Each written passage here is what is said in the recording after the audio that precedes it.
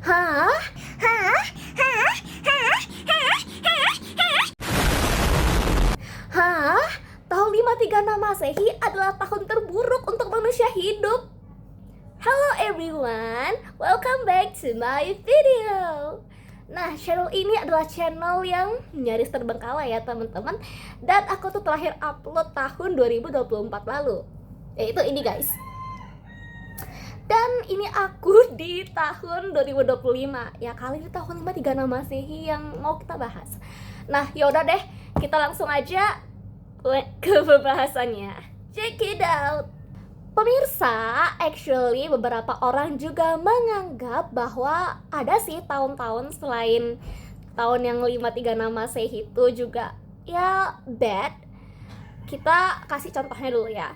Yang pertama tuh ada tahun 1939 sampai 1945 di mana ada terjadi perang yang sangat-sangat besar, yaitu World War II atau Perang Dunia Kedua. Nah, teman-teman, di sana tuh menghabisi nyawa sekitar lebih dari 100 juta orang. Yang kedua itu ada tahun 1918. Di sana ada flu Spanyol yang menyebar. Itu bisa menewaskan lebih dari 50 juta orang. Waduh, ngeri banget ya guys ya. Next, apalagi nih? Masih ada dong.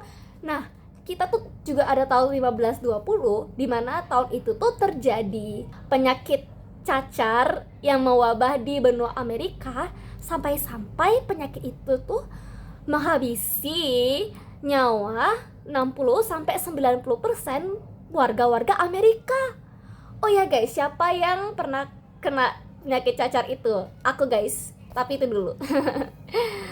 And we have tahun 1349. Nah, tahun itu terjadi wabah Black Death yang sangat amat mematikan and dangerous banget ya. Nah, itu tuh ngabisin setengah populasi di benua Eropa. Ini tuh kayak seolah-olah gak ada apa-apanya di tahun 53 Masehi, karena itu tuh kayak punya dampak atau berikan suatu pengaruh yang negatif banget ke dekade-dekade berikutnya. Ya udah deh, kita langsung bahas aja ya teman-teman. Pada abad ke-6 berdirilah suatu kekaisaran Romawi Timur, yaitu kekaisaran Bizantinum ya namanya. Lalu kerajaan itu tuh dipimpin oleh seorang raja yang bernama Flavius Belisarius dengan penasehat militernya yang bernama Procopius. Ceritanya mereka berdua tuh lagi jalan-jalan ke Sisilia, Italia. Di sana tuh mereka kayak notice ada suatu kejanggalan yang menarik perhatiannya si Procopius untuk langsung nulis di notes-nya. Nah, si Procopius ini tuh nulis di sana ada udara yang dingin, kabut aneh yang tiba-tiba muncul, terus kabutnya tuh tebel, dan ada cahaya matahari yang redup. Doi menuliskan kira-kira kayak gini: matahari yang tiba-tiba redup ini membuat kegelapan sepanjang tahun. Guys, itu ngeri banget. Karena bayangin, kita tuh lagi siang-siang, tapi kita udah ngeliat matahari yang bersinar tuh gak terang-terang banget. Mataharinya redup ya guys ya. Gak hanya itu, ternyata kita tuh ada nemu suatu tulisan dari seseorang yang bernama Michael de Syrian. Doi adalah seorang penulis terkemuka asal Turki. Nah, dia nulis apa? Kayak gini kira-kira ya. Matahari menjadi gelap dan kegelapannya berlangsung selama 18 bulan. Setiap harinya matahari hanya bersinar selama 4 jam. Dan tetap saja, cahayanya hanyalah bayangan yang lemah. Semua orang mengira bahwa matahari tidak akan pernah pulih lagi ke cahayanya yang penuh. Buah-buah terasa tidak matang, lalu anggur terasa seperti anggur masam. Ternyata setelah ditelusuri lebih lanjut nih teman-teman, peristiwa itu nggak hanya terjadi di 2 wilayah aja, tapi itu juga terjadi di Eropa, Asia, Timur Tengah, dan sebagian Amerika. Ladies and gentlemen, dari tadi kan aku udah kasih tahu kalian kalau di tahun 53 Masehi itu kayak ada kabut yang super tebal menyelimuti langit-langit di dunia ini, sampai-sampai matahari pun ketutup dan cahayanya tuh hanya bertahan sebentar aja. First, yang paling kerasa banget ya guys ya, itu ada penurunan suhu. Jadi karena suhunya tuh turunnya drop banget, kita sampai kerasa kedinginan gitu loh. Menurut National Geographic, suhu dunia itu bisa mencapai 1,6 sampai 2,5 derajat Celcius. Dan asal kalian tahu aja nih, itu adalah suhu terdingin selama 2300 tahun terakhir. Terus di sana tuh tercatat bahwa hujan yang turun itu udah nggak normal gitu loh guys. Itu kayak warnanya tuh merah. Terus sana tuh juga kotor banget air hujannya, ada debu-debunya dan lain sebagainya. Terus itu menjijikan banget ya guys, ya ampun. Oke, second, ini tuh juga menyebabkan musim dingin berkepanjangan. Lalu pas bulan Agustus, negara China itu ya sampai mengalami musim dingin. Itu tuh turun salju ya guys. Padahal pas bulan itu China harusnya kena sinar matahari yang cukup. Itu tuh harusnya musim panas tau guys, ya ampun.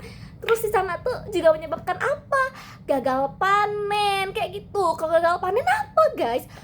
Itu ngomong-ngomong soal terhambatnya kegiatan produksi makanan dan minuman, salah satu negara yang terdampak akan kelangkaan bahan pangannya tuh adalah Irlandia. Jadi pas gagal panen ini tuh terjadi penghambatan kegiatan produksi makanan dan minuman. Tuh kayak nggak lancar banget. Terus makanan-makanan yang kita temuin itu gizinya nggak bagus, minumannya juga nggak bersih, kotor ya guys ya bisa dibilang. Terus juga ada bencana kekeringan. Why? Karena hujannya tuh udah jarang turun. Lah sekalinya hujannya tuh malah kayak nggak normal kan guys, udah aku bilang tadi. Lalu di sana juga ada bencana kelaparan, timbul juga kurang gizi, malnutrisi, penyebaran virusnya udah mulai lancar, cuacanya ekstrim. Lalu aku juga ngeliat ada seorang yang bernama Dr. Rebecca Story. Dianya meneliti di sebuah kota tua di Meksiko yang bernama Teotihuacan. Nah, di sana dia tuh ngeliat kayak dari tulang-tulang yang dia teliti, ternyata dia tuh nemuin bahwa banyak banget bayi di tahun 536 Masehi ini terkena penyakit serius gitu, kayak memiliki masalah kesehatan yang amat sangat besar. Wah, oh my god. Dan diduga penyebabnya apa? Iya, karena faktor genetik dan lingkungan. Oke, kalau kita perhatiin lebih lanjut lagi, faktor-faktor ini lumayan make sense sih guys. Kalau yang soal genetik itu bisa jadi kedua orang tuanya ini tuh kena infeksi bakteri atau berbagai virus ya. Lalu akhirnya karena udah kena infeksi itu, anaknya juga ikutan kena ya guys. Lalu kalau untuk faktor lingkungan udah jelas lah ya, mungkin karena kurangnya gizi, makanan-makanan yang dikonsumsi itu kurang oke. Kalau secara gizi, secara kesehatannya tuh malah buruk dia makanannya, atau minumannya juga nggak sehat gitu. Akhirnya ya malah jadi sakit, malah jadi timbul masalah-masalah yang berhubungan dengan kesehatan si bayi. Cuacanya udah jelas nggak karuan, itu mempengaruhi daya tahan tubuh kita guys. Lalu udara di sana tuh juga bad banget ya kualitasnya. Why? Karena di sana tuh udah banyak banget ada bakteri-bakteri dan akhirnya bisa masuk lewat pernafasan kita lewat oksigen yang udah tercemar gitu. Singkat cerita, akhirnya para ilmuwan mau dong meneliti tentang apa sih penyebab bencana-bencana yang ada di tahun 536 Masehi ini. Akhirnya mereka tuh meneliti bongkahan-bongkahan es yang ada di Greenland dan Antartika. Mereka tuh menemukan bahwa ternyata di tahun itu ada peristiwa vulkanik yang lumayan besar. Nah, mereka tuh menduga ada gunung di Islandia dan di El Salvador yang meletus pada tahun itu juga. Dan kalian tahu nggak sih kalau ilmuwan itu pernah mengira bahwa salah satu gunung yang meletus itu adalah Gunung Krakatau Purba atau Krakatoa. Salah satu orang yang ikut meneliti tentang aktivitas vulkanik Gunung Krakatoa ini adalah Pak David Case.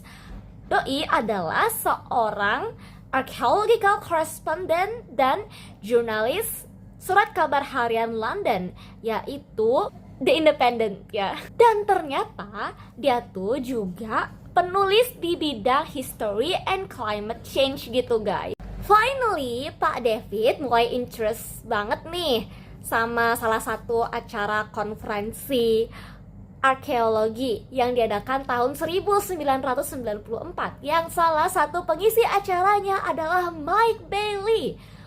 Dia tuh siapa sih? Nah, si Mike ini adalah seorang dendrokronologi atau ahli dalam bidang penanggalan lingkar pohon yang kayak gini guys. One day Pak Mike ini ngasih materi teman-teman ke yang lain, yaitu mengapa cincin pohon tiba-tiba kacau dalam waktu yang bersamaan saat abad ke-6. Diyakini bahwa setiap tahun garis yang ada di cincin pohon ini akan bertambah satu gitu ya guys. Jadi kita tuh bisa ngeliat kayak berapa sih usia pohon ini. Lalu yang kedua, faktanya kalau kita lihat-lihat ya guys, kalau cincin pohonnya tuh melebar berarti pohon ini tuh tumbuh dengan iklim yang baik. Kalau pohonnya tumbuh di iklim yang buruk, kenapa? Cincin pohonnya malah menyempit gitu guys, gak melebar gitu ya. Setelah 14 tahun diteliti oleh Mike dengan komputer khusus untuk menganalisa cincin pohon, akhirnya dia tuh menemukan bahwa cincin pohon ek di Irlandia itu mengalami penyempitan yang sangat amat tidak normal pada abad ke-6. Semakin si Mike mengumpulkan data, semakin ngeh dia juga kalau pada pertengahan abad ke-6 tuh bener-bener waduh signifikan banget perubahan cincin pohonnya guys. Si David yang mendengarnya langsung gas ikut meneliti tentang iklim-iklim yang ada di tahun 536 Masehi, tepatnya pada saat abad ke-6. Nah jadi dia tuh menghabiskan waktu sekitar 5 tahun dan dia tuh menginterogasi sampai lebih dari 80 orang ahli untuk mendapatkan data yang lengkap, data yang valid gitulah ya tentang letusan Gunung Krakatau. Sampai dia bilang dia pernah melakukan ekspedisi langsung ke Gunung Krakatau itu guys. Pak David lantas menuangkan hasil penelitiannya selama 5 tahun ke dalam bukunya yang berjudul Catastrophe An Investigation into the Origins of the Modern World yang terbit pada tahun 2001 lalu. Dan kabarnya Doi pernah bertemu dengan dokter vulkanologi yang bernama Dr. Ken Wolletz yang berasal dari Los Almades. Nah, Pak dokter ini juga bilang kalau letusan Gunung Krakatoa ini berkekuatan 2000 juta kali bom Hiroshima yang dijatuhkan di Jepang pada tahun 1945 pada akhir Perang Dunia Kedua. Gunung Krakatoa ini akhirnya memuntahkan magma yang sangat banyak dan of course ikutan juga sama isi dalamnya ya guys ya. Dan itu tercampur dengan udara sekitar dan akhirnya menyebar kayak bentuk jamur gitu guys. Letusannya itu dahsyat banget teman-teman. Dan kalau kalian mau aku bahas letusan Gunung Krakatau atau letusan-letusan gunung lainnya yang ngeri-ngeri, kalian boleh request di komen. Nanti siapa tahu kalau ada waktu aku buatin kisah batu jatuh. Dan ya, segitu aja pembahasan kita untuk hari ini. See you on the next video guys. Yuhu.